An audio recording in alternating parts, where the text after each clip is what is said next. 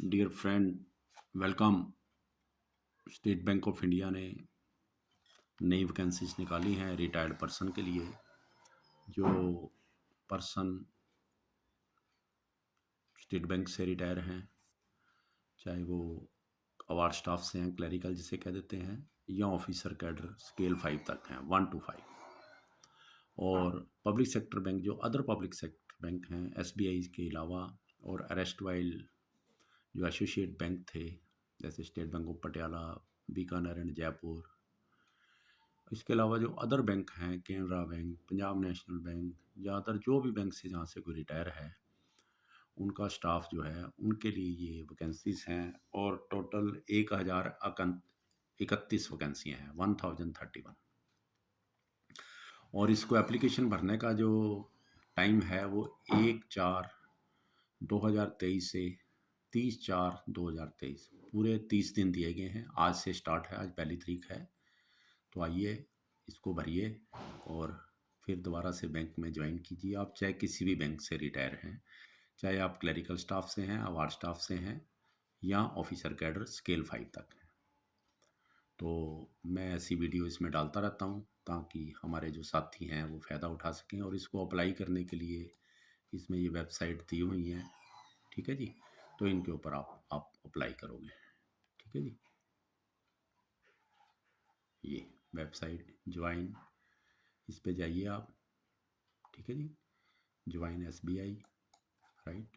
ये आपको पहले आएगा, फेक वाले को हटा दीजिए। ये ज्वाइन एसबीआई। इसके बाद करंट ओपनिंग। करंट ओपनिंग जब आप खोलेंगे तो इसमें ये नई साइट आएगी।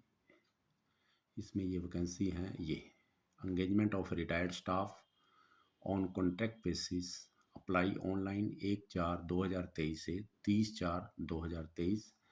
और इसकी जो एडवर्टाइजमेंट नंबर है 2023-2024 2 नंबर, दूसरा नंबर जो एडवर्टाइजमेंट्स हैं। इसको आप खोलेंगे इसकी साइट, तो इसमें आपको अप्लाई करना है। तो इसकी डिटेल में आगे आपको और बताता हूँ।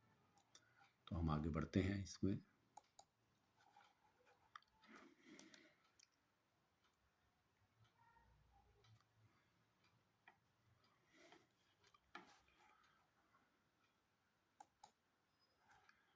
तो ये साइट पर आप जाएंगे, क्योंकि कई साथी ये साइट का पूछते रहते हैं अभी कहाँ से खुलेगी, तो वो मैंने आपको दिखा दी है। जो इसके ऊपर आप http://bank.sbi/career, और दूसरी साइट है https://www.sbi.co.in कैरियर। तो उसके ऊपर आप इसको अप्लाई कर सकते हैं सर। और आपको अप्लाई करने से पहले जो है अपना असाइनमेंट डिटेल, जो भी आपने बैंक में काम किया है पिछले 10 साल का, वो मैं आगे और डिटेल दिखा दूंगा आपको। आईडी प्रूफ आपका, आधार कार्ड चल जाएगा, या रिटायर्ड आप हैं, कुछ भी लगा सकते हैं। एज प्रूफ, तो उसके लिए बेटर यही रहेगा कि मैट्रिक का सर्टिफिकेट लगा दें। और एक्सपीरियंस, जो भी आपने बैंक का एक्सपीरियंस है, क्योंकि उसी के बेस पे बैंक ने रखना है। और पोस्ट के नाम हैं channel manager, facilitator any time channel, channel manager, supervisor any time channel, और spot officer any time channel manager. इसको आमतौर पे हम आम भाषा में एटीएम चैनल मैनेजर बोल देते हैं। ये उसकी वैकेंसीज हैं, हर साल बैंक निकाल रहा है। तो इस बार काफ़ी वैकेंसी निकाली हैं। जो एटीएम चैनल मैनेजर फैसिलिटेटर हैं, उसकी 821 वैकेंसीज हैं। मैं आपको दिखा दूंगा सारा। और candidate called for interview attend on their own expenses, तो उनको अपने ओन एक्सपेंसेस के ऊपर अप्लाई करना पड़ेगा। और इसके साथ इसने एक और चीज़ बताई है कि आपको कोई भी हार्ड एप्लीकेशन भेजने की ज़रूरत नहीं है, ओनली ऑनलाइन अपना अप्लाई करना है। तो मैं ऐसी वीडियो इसमें डालता रहता हूँ। तो आप इस पे मेरे चैनल नोबल यूथ पे सब्सक्राइब कर दें, लाइक करें। और इसमें जो सबसे ज़्यादा इम्पोर्टेंट है, शेयर ज़रूर करें। जिनको ये रिक्वायरमेंट है एप्लीकेशन भरने के लिए, बैंक से रिटायर हैं, वो चाहे किसी भी पोस्ट से रिटायर हैं, और 63 से एज उनकी कम है, तो उन वो इसमें एलिजिबल है। मैं आगे पूरी डिटेल आपको दिखाऊंगा। और नंबर ऑफ़ वैकेंसीज जो हैं वो एटीएम चैनल मैनेजर की 821 हैं, ठीक है जी, 821। और reservation as per government instruction वो चलेगा। ये सारा इन्होंने अलग से बाइफरकेट किया हुआ है। जनरल के लिए 363, ओबीसी 203, एससी के लिए 126, एसटी के लिए 54, ईडब्ल्यूएस के लिए 75। और एज जो है वो मिनिमम 60 और मैक्सिमम 63 होनी चाहिए। और जो एटीएम चैनल मैनेजर हैं, जिसको कि हम एक्चुअल ऑफिशियल लैंग्वेज में कहते हैं channel manager facilitator any time channel, CMF AC। उसमें 36,000 रुपया पर मंथ जो है वो उसको मिलेगा, चाहे वो किसी भी कैडर से है, चाहे क्लरिकल से है, चाहे ऑफिसर से है। पहले कुछ इसमें बाइफरकेशन किया था बैंक ने, लेकिन इस एडवर्टाइजमेंट में उन्होंने 36,000 ही दिखाया है। वैसे तो जून 21 में सर्कुलर आया था, उसमें अलग अलग जिस रैंक से आदमी रिटायर था उसके लिए अलग अलग था, परंतु इसमें ये दिया है। और ऐसे ही जो चैनल मैनेजर सुपरवाइजर है उसके लिए 172 वैकेंसीज हैं, 106 जनरल कैटेगरी के लिए, 36 OBC के लिए, SC के लिए 17, ST के लिए 5 और EWS के लिए 8। और उनमें से जो है उम्र वही 60 से लेकर 63 तक, और 41,000 पर मंथ उनको मिलेगा। और जो spot officer any time channel manager हैं वो ऑफिसर स्केल 2, 3 एंड 4 जो SBI या अरेस्टवाइल स्टेट बैंक से हैं वही इसके लिए एलिजिबल होंगे। और इनकी 38 वैकेंसीज हैं, जनरल 33 हैं, OBC 5 एंड SC ST के लिए और EWS के लिए नहीं है कोई। एज इनमें भी 60 से 63 रहेगी और इनका भी 41,000 पे करेंगे।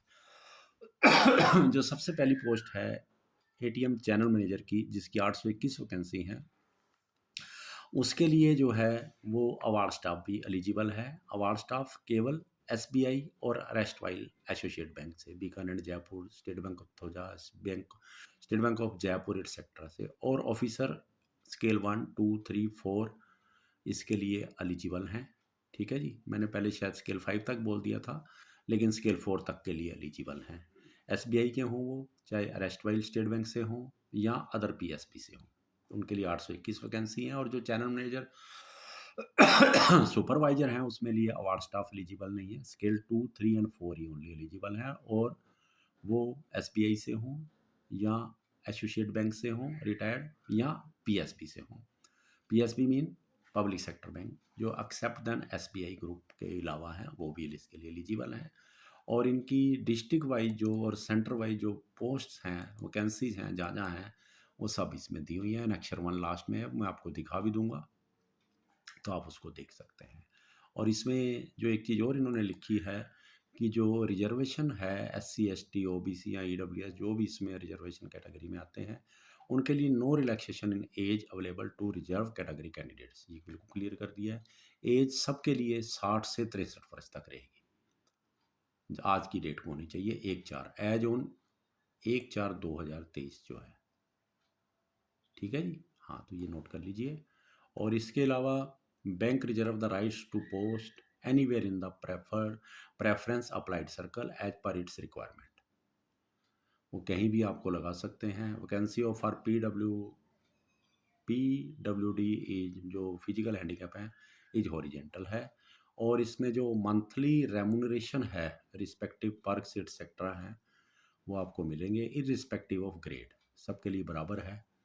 In case the retired employee is required to travel beyond 15 kilometre from office, जहाँ भी उसका ऑफिस उसको बनाया जाएगा उससे अगर वो 15 किलोमीटर बाहर जाता है तो उसको actual conveyance at the rate of ₹10 per kilometre shall be paid to certain basis on certificate basis incentive of on the basis of performance as per the set criteria. ये भी है, अगर आपको 15 किलोमीटर के बीच बीच में आपने कोई ATM चेक करना है या कोई कंप्लेंट अटेंड करना है या ना किसी ब्रांच में जाना है आपको, तो आपको एक्स्ट्रा नहीं मिलेगा। बट अगर 15 किलोमीटर से दूर आप जाते हैं तो आपको उसका 10 रुपये पर किलोमीटर के हिसाब से चार्जेस मिलेंगे सर्टिफिकेट बेसिस पे। और OBC वगैरह में जो क्रीमी लेयर है, जो गवर्नमेंट की इंस्ट्रक्शन है उसी वही सेम रहेगा। ठीक है जी। और कैंडिडेट्स एक से ज़्यादा पोस्टों के लिए भी अप्लाई कर सकते हैं, लेकिन उनको अलग अलग सेपरेटली अपॉइंट करना पड़ेगा, क्योंकि इस एडवर्टाइजमेंट में 3 पोस्टें हैं, ATM जो फैसिलिटेटर है, सुपरवाइजर है और स्पॉट ऑफिसर है। तो आप तीनों के लिए अप्लाई कर सकते हैं जिस जिसके लिए आप एलिजिबल हैं। पीरियड ऑफ कॉन्ट्रैक्ट जो रहेगा, क्योंकि ये कॉन्ट्रैक्ट बेसिस पे होंगे, मिनिमम 1 ईयर और मैक्सिमम 3 ईयर रहेगा। और ऑफिसर एम्प्लाई और या जहाँ उनकी एज 65 हो जाती है, which ever is earlier, and review will be done on quarterly basis in HRMS, क्योंकि HRMS का एक आपका अलग से कार्ड आईडी बनेगा, उसमें आपको नंबर मिलेगा, तो उसमें सारी परफॉर्मेंस एक्सेट्रा उसमें डालती रहेगी और वो रिव्यू होगी। तो इसमें जो आपको क्वालिफिकेशन एक्सेट्रा है उसके लिए आपको एजुकेशनल क्वालिफिकेशन कोई नहीं चाहिए, जो भी है आप, क्योंकि आप रिटायर्ड हैं तो not required, the no specific educational qualification are required since the applications applicants are retired bank staff. The retired personnel having work experience in ATM operation will be given preference, क्योंकि ये ATM का ही काम है इसमें, या इसके साथ जो दूसरी मशीन्स बैंक में लगी हुई हैं उसकी भी आपको देखभाल करनी होती है और पूरी ऑनलाइन जो करना होता है। और आपके पास जो है the retired employ should possess a smart mobile phone and skill aptitude quality for monitoring through PC, mobile app, laptop और एज पर रिक्वायरमेंट, ये आपकी होनी चाहिए। ये तीनों में ये बराबर हैं, तीनों में जो है, चाहे सुपरवाइजर है, चाहे वो स्पॉट ऑफिसर है, चाहे वो फैसिलेटर है, तीनों के लिए सेम चीज़ है। ये मैंने आपको बोल दी है, तो आप ये नोट कर लीजिए। अब इसकी ड्यूटीज़ के बारे में, उसकी सारी रिस्पॉन्सिबिलिटी रहेंगी। ATM, AWDM मतलब ऑटोमेटिक डिपॉजिट विड्रॉल मशीन है। हॉबीज़ जो बैंक ने बनाई हुई हैं, कॉर्नर बनाए हुए हैं वहाँ लगे हुए हैं। तो उसके अलावा CDK है, एनी अदर स्वयं है मशीन जो ब्रांचों में लगी हुई है, GCC है। तो ये सारी मशीनें जो हैं उनको उन्होंने ध्यान रखना है, सारा उनका मेंटेनेंस रखनी है, उसमें कोई भी प्रॉब्लम आती है उसको ठीक करवाना है। तो यही सारा डिटेल में लिखा हुआ है। और इसके अलावा बैंक ने कह दिया है any other work deem fit for the role, जो इस रोल के लिए है तो वो आपको काम वो दिया जा सकता है। सेम ही तीनों में है, तो उसमें उसने मेंटेन कराने हैं, इन्होंने सुपरवाइज करना है और ये सपोर्ट करनी है इन्होंने सपोर्ट ऑफिसर को इसकी वैकेंसीज भी ओनली 38 हैं। तो ये है। इसके अलावा जो इनका रोल रिस्पॉन्सिबिलिटी है वही आपको बता दिया, मॉनिटरिंग करनी है उन्होंने, जो चीज़ें हैं ये मशीनें हैं। और जो चैनल मैनेजर सुपरवाइजर हैं उनको सुपरवाइज करना है, और जो स्पोर्ट ऑफिसर हैं उनको उसकी सपोर्ट करनी है। ठीक है जी, अच्छी वैकेंसीज आई हैं बहुत। और जो इसका सिलेक्शन प्रोसेस है, पहले जो भी लोग अप्लाई करेंगे उनकी शॉर्ट लिस्टिंग होगी और उसके बाद इंटरव्यू होगी 100 मार्क्स की। Interview will carry 100 marks. The qualifying marks in interview will be decided by the bank. No correspondence will be entertained in this regard. तो इसमें मेरिट जो बनेगी या सिलेक्शन होगी ओनली जो 100 नंबर का इंटरव्यू होगा उसके बेस पे होगी। आपका पहले ICR बैंक में क्या था या क्या किया आपने उसके बारे में कंसिडरेशन नहीं होगा सिलेक्शन के हिसाब से। बाकी जो शॉर्ट लिस्टिंग होनी है, वैसे जो मेरा एक्सपीरियंस है ऑलमोस्ट सबको ही कॉल कर लेते हैं, अगर किसी का कोई रिकॉर्ड वगैरह उसमें ख़राब नहीं है तो कर लेते हैं। और मेरिट लिस्ट जो है वो प्रिपेयर होगी और उसके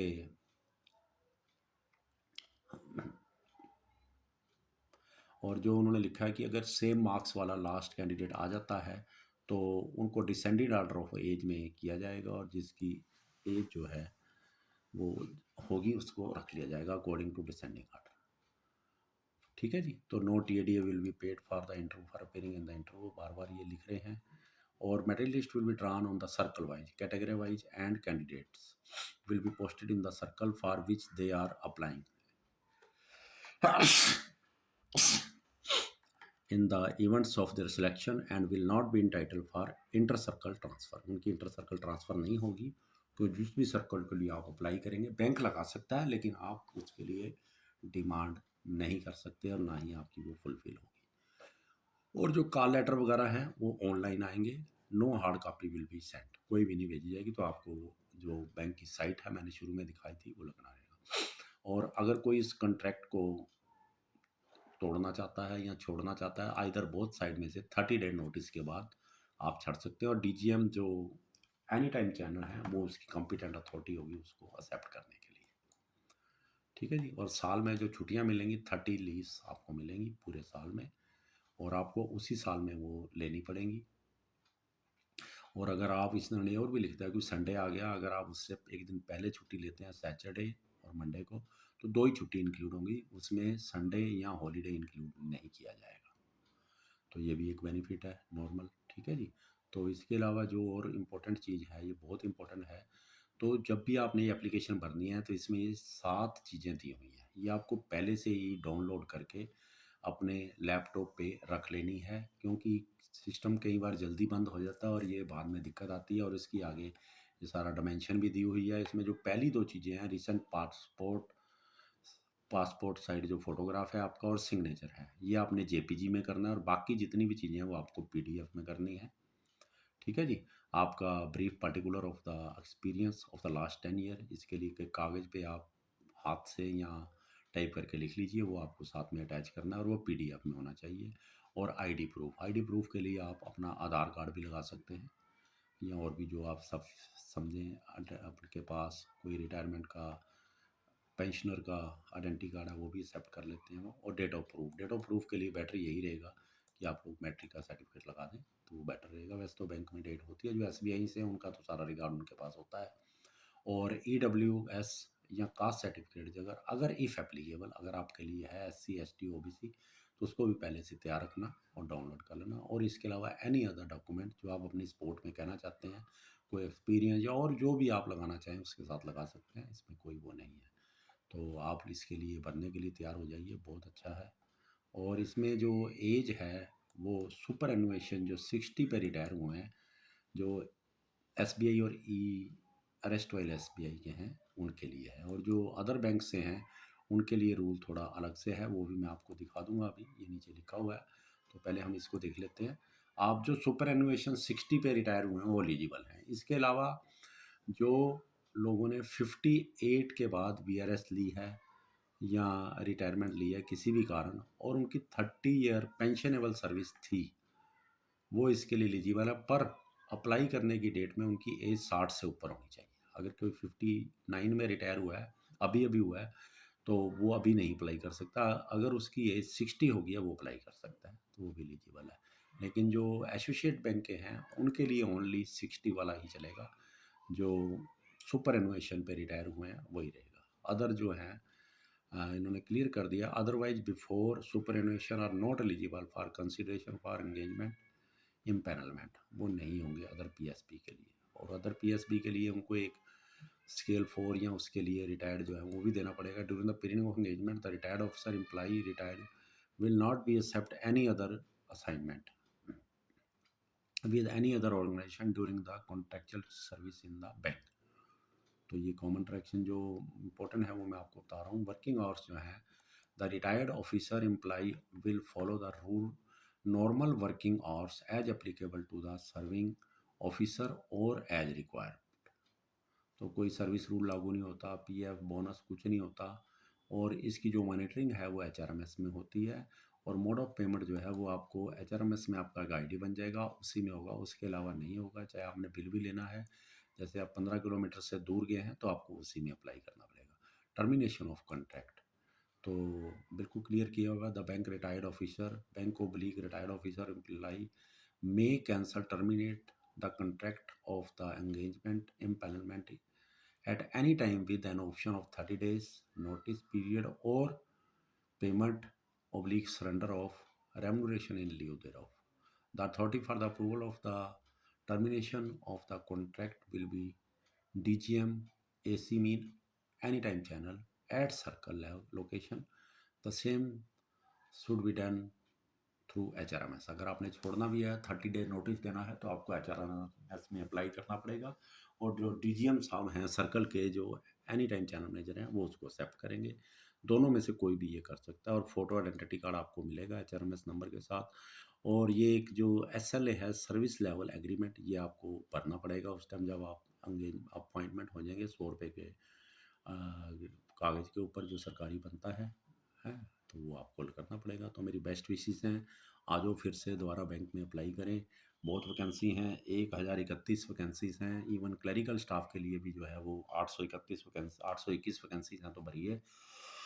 आप हमारे इस नोबल यूथ को, जिसके ऊपर मैं ये अक्सर वैकेंसीज को डालता रहता हूँ, और कुछ बैंक की वैकेंसीज या अदर जो भी वैकेंसीज निकलती हैं, और मैथमेटिक्स की असाइनमेंट भी डाली हैं, वो आप देख सकते हैं कॉम्पिटिटिव एग्ज़ाम्स के लिए। तो आपका थैंक यू। इसको लाइक करें और शेयर ज़रूर कर देना जिनको ये ज़रूरत है, और सब्सक्राइब भी कर देना। Thank you to all of you. watching my video.